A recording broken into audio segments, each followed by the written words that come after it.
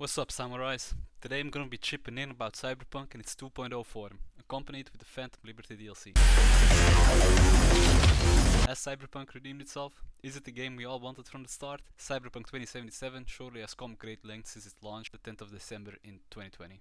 Can't deny it, it's all true. But everybody still wants to live here. This city's always got a promise for you. Yes, 2020, it's been that long. This made me want to talk about the game in its current form and the hiccups it had along the way. Let's dive right into it. Cyberpunk is an action-based RPG adventure game heavily based on the creative minds of Mike Pondsmith and his group of tabletop RPG fanatics. The game has a fairly deep character customization, but what's unique is that no matter what you choose, you will always be the protagonist V. Compared to many other RPG games, like for example Elden Ring, where you are just put under the umbrella term of being a tarnished, you are V, and you will play V's story. V's story can switch up quite dramatically though. Now V can be a guy or a girl respectively, Vincent or Valerie. From the jump you can dictate V's life in the form of his or her background.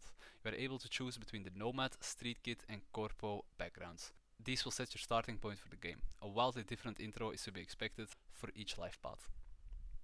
Quick rundown. The Nomad starts in the Badlands right out of Night City, a vast desert. As a street kid you grew up in Haywood, a district of Night City. Finally you have the Corpo, which starts you off as an Arasaka employee. Arasaka being one of the main antagonistic forces in the world.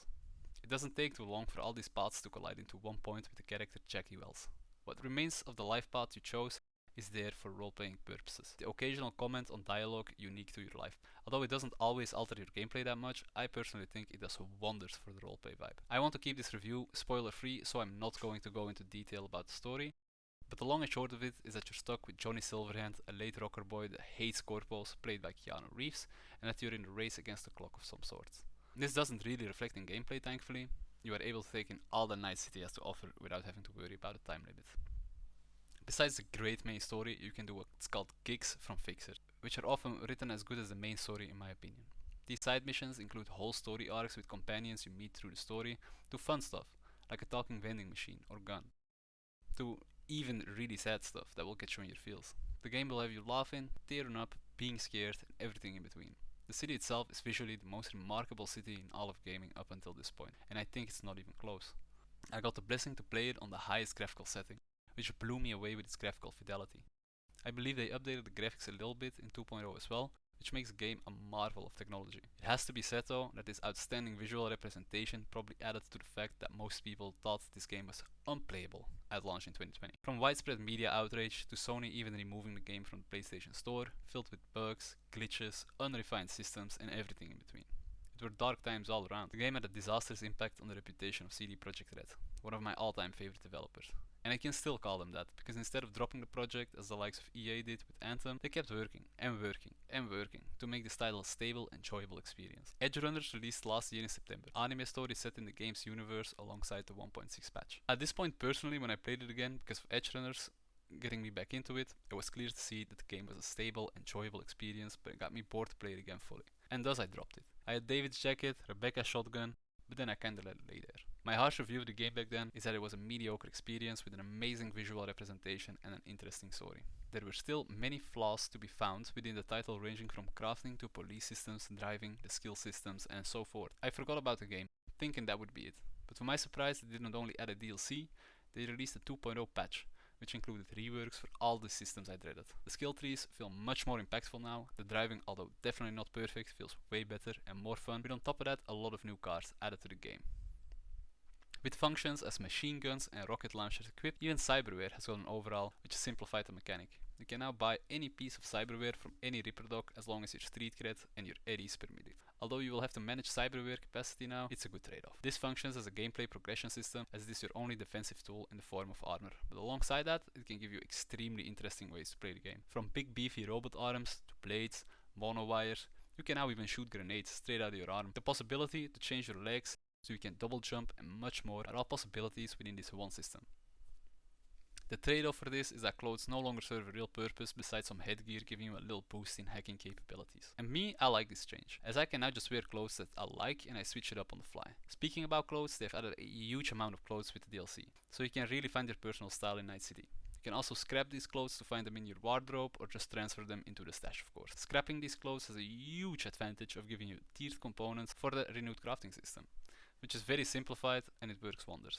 You can easily get enough components to craft a weapon, ammo, grenades, and besides that, you can upgrade your weapons and cyberware through the system. The police can be a real threat to the point MaxTac, the game's version of a SWAT team, comes down on you hard. And believe me when I say, those guys are gonna ruin your day. In a good way though. In a way that you would want from a police system in an open world game like this. These reworked systems and the stability improvements they have made on top of the graphical genius and great storytelling made the 2.0 version the redemption that Cyberpunk fans wanted and needed. The game feels almost completely fresh and is definitely worth anyone's second playthrough of it. In my second playthrough, I realized you actually have way more choices than I originally thought. It's not on the level of Baldur's Gate 3, but often you can just choose to leave someone in a dangerous situation, and they might die because of this.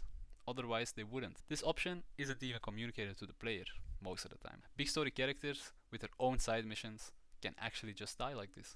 Often remaining silent, when possible, also has its own little path. I didn't really notice this the first time through. On top of that, I think it's enjoyable to play the second time, as even choices you make that aren't necessarily giving you a new path will be giving you new dialogue from the characters you love, which can change up the mood of a mission quite drastically.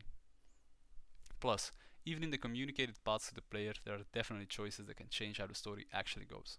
Mainly, this is in side quests of your companions like Judy, for example.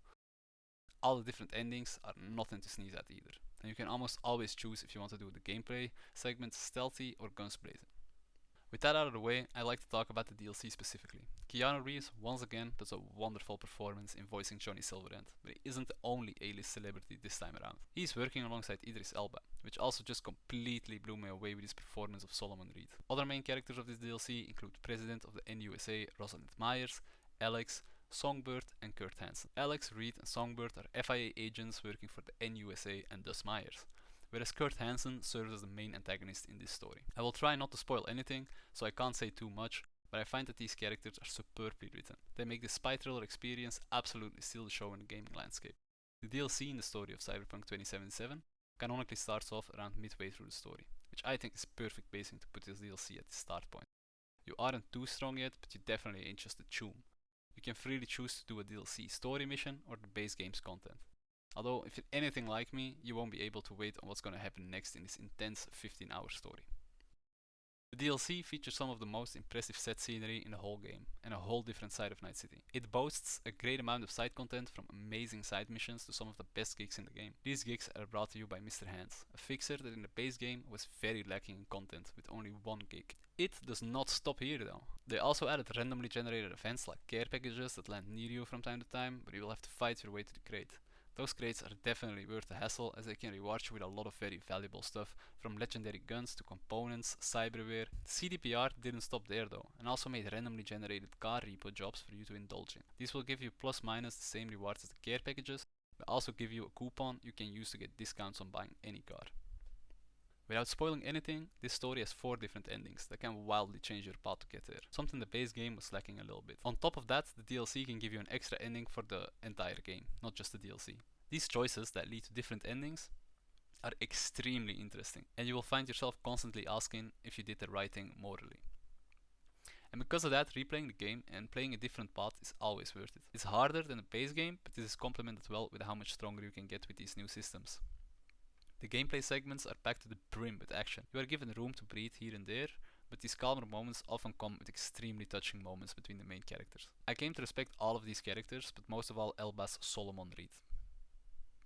DLC boasts an amazing soundtrack with all original songs in new radios comparable to how they did music in the base game. If I had to describe it in one word, it's amazing. I respect it tons that they make all original songs for their game. Samurai was super cool in the base game, and the same amount of detail has been given to the new radio stations. The expansion, as Idris Elba calls it, is an amazing addition to the base game, and the CDPR's reputation of banger DLC proud. For me, it might even take the cake over Toussaint in The Witcher 3. I think we can all agree that Cyberpunk now has become the game everyone wanted back in 2020. It's still not exactly like what was advertised back then, but they've gone in a different direction and it's definitely paid off. It has become one of, if not my favorite RPG of all time, and it is the reason I wanted to start this channel. It's crazy what Mike Pondsmith was able to envision for what was at one point just a tabletop RPG game between his friends. CDPR has more than redeemed itself in my eyes and should be commended to bringing Mike's vision to the masses. In an ironic twist though, the game has taken on a different identity, leaving the old one in the past, dead and gone. Very similar to the process V and Johnny go through. And although the first version was a dissolute game, it now has a legacy that never fades away. Although it's one of my favorite games, I don't think it's a perfect game. Some things can still feel a little clunky at times. It definitely still has bugs, but it comes pretty close to perfection to me at this point. That's why I will give it a 9 out of 10. If you did like the video, please like and subscribe. I enjoyed making this video a lot and will be doing more of them in the future. What do you think about the DLC? Did you play it yet? Has CDPR redeemed themselves in your eyes? Comment down below. I'll be reading every comment. Let's start this YouTube journey of good. See you next time. So savage, the new machine.